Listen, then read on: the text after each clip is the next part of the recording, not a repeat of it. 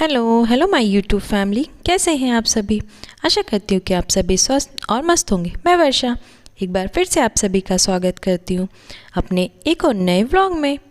तो दोस्तों, आज मैं आपके साथ शेयर करूँगी अपना मॉर्निंग बिजी रूटीन।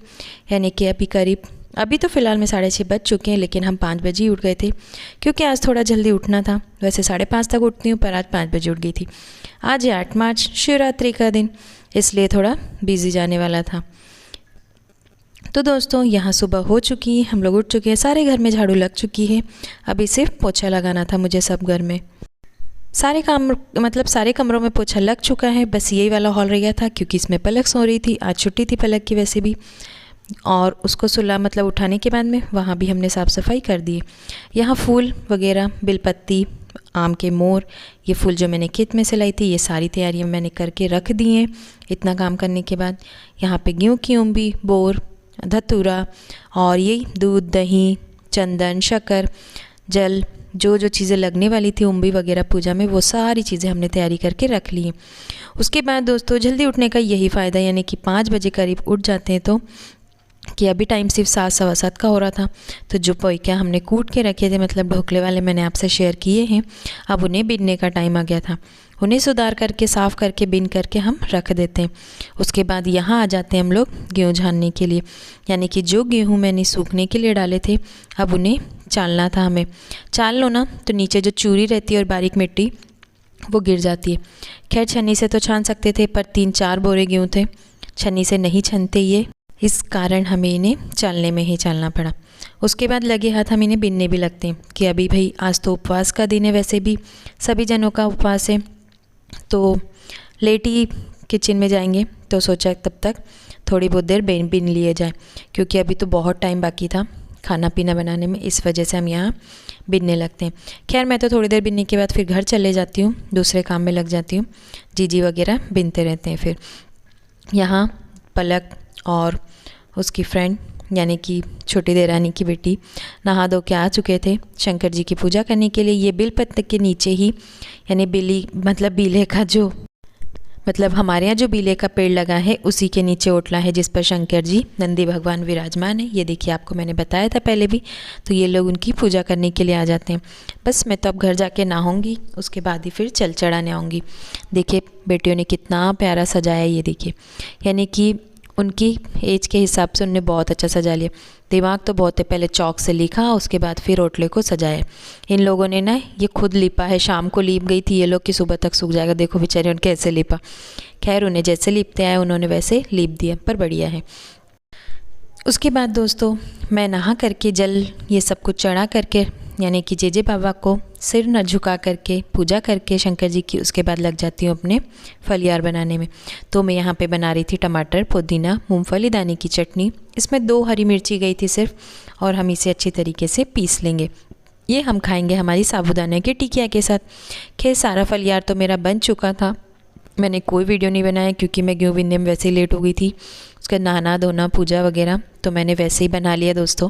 सिर्फ मैं अब आपको दिखा रही हूँ कि यहाँ खिचड़ी बन के बिल्कुल तैयार है, टेस्टी सी। यहाँ खीर भी बन चुकी है साबूदाने की। मैंने पूरा वीडियो नहीं बना पाई क्योंकि मैंने सब कुछ जल्दी जल्दी में बनाया था, इस वजह से। अभी करीब 10:30 बज चुके हैं, क्योंकि एक काम को खोल के बैठो ना तो फिर उसी में मन लग जाता है, इसलिए मैं यहाँ लेट आई थी। यहाँ मैंने जो छाछ होता है उसे भी बघार दिया था, यानी तड़का लगा दिया था। ये पुदीना और टमाटर की चटनी, और यहाँ पे ये मूंगफली दाने और धनिया का बघार, ये तो ज़रूर बनता है हमारे यहाँ। उसके बाद ये पापा जी की खिचड़ी, यानी कि बिना आलू वाली, उनको बिना आलू की खिचड़ी चाहिए होती है। तो दोस्तों, यहाँ पे किचन के काम से मैं फ्री हो चुकी थी सब कुछ बना करके। तो मैं बोल रही थी, पर पीछे शोर ज़रा ज़्यादा आ रहा था, इस वजह से म्यूट करना पड़ा। उसके बाद दोस्तों, अब सिर्फ बची थी टिकिया बनाना मुझे, साबूदाने और आलू की। तो यहाँ मैंने कढ़ाई में तेल चढ़ा दिया है, और उसके बाद मैं लेकर आ जाती हूँ साबूदाना, आलू, इसमें हरी धनिया है, हरी मिर्ची पीसी हुई है, पीस के डालेंगे तो मुंह में नहीं आएगी। और आज मैंने इसमें सिंगाड़े का आटा नहीं डाला है, जो भगर आती है ना, उसे पीस करके उसका पाउडर बना के डाला है। आप बात नहीं मानेंगे, इतनी ज़्यादा टिकिया फूली थी, और वो टिकिया सॉफ्ट भी नहीं, एकदम क्रिस्पी बनी थी। अपन सिंगाड़े का आटा डालते ना तो उससे थोड़ी सी चिकटी चिकटी बन जाती, पर मैंने ऐसी बनाई थी ना, इस बार कुछ नया ट्राई किया था, तो बहुत अच्छी टिकिया बनी थी। तो मैंने यहाँ पूरा आटा लगा लिया, यानी कि आलू को मैश करके, साबूदाने को सब कुछ हाथ से अच्छे तरीके से मस करके और इस तरह से डो लगा लिया। इसके बाद हम छोटी छोटी सी पतली पतली सी टिकिया बना लेंगे इस तरीके से, और तेल को अच्छा गर्म होने देंगे, तभी हम टिकिया डालेंगे, वरना फिर ना वो कढ़ाई में चिपक जाती है। यहाँ तेल देखिए एकदम अच्छी तरह गर्म हो गया था। हमने सारी टिकियाँ इसमें डाल दिए और जितनी बनती जाएंगी मैं धीरे धीरे इसमें डालती जाऊँगी। तो दोस्तों हमारे यहाँ तो जन्माष्टमी शिवरात्रि पे इस तरीके से ही बनाया जाता है फलियार। आप लोग मुझे कमेंट करके ज़रूर बताना कि आप लोगों ने किसने किसने और क्या क्या बनाया था। तो देखिए यहाँ पे टिकिया ने कितने अच्छे से कढ़ाई छोड़ दी, एकदम चिपकी नहीं है बिल्कुल सी, क्योंकि तेल गरम था अच्छी तरीके से। और फिर आज हमने इसमें कुछ चिपकने वाला सामान भी नहीं डाला है, बगैर काटा था ना, तो वो एकदम से कढ़ाई छोड़ भी देती है। देखिए कितनी अच्छी तरीके से पलट रही है सारी टिकियाँ।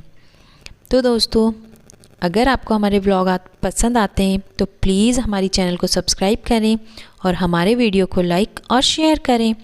यहाँ हमारी टिकिया बनके भी बिल्कुल तैयार हो चुकी हैं।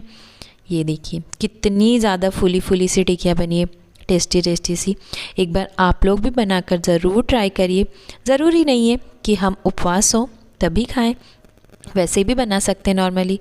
भाई मन होना चाहिए बनाने का, तो हम कुछ भी बना के खा सकते हैं, और अगर मन ना हो तो हम तो कुछ भी ना बनाए फिर। उसके बाद दोस्तों मैंने यहाँ दूसरा खान भी डाल दिया था।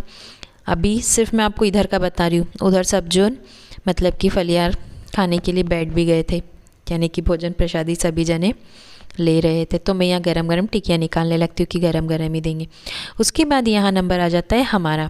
इस तरीके से कुछ हमारी थाली तैयार हुई है। आज की खिचड़ी है, टिकिया है, खीर है, उसके बाद में छाछ है, चटनी है और मूंगफली दाने का बघार है। आइए आप लोग भी जिम लीजिए भोजन प्रसादी। ये देखिए बस मम्मी और मैं खाने में रहे थे।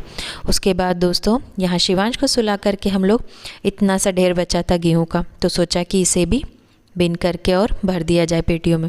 उसके बाद दूसरा काम भी है गैरेज को साफ वाफ करना। बहुत सारे काम तो खुलते चले जाएंगे, अब तो फुर्सत मिलेगी नहीं। तो दोस्तों आज के ब्लॉग को हम यहीं एंड करते हैं। मिलते हैं आपसे अगले ब्लॉग में, तब तक के लिए राधे राधे, बाय बाय।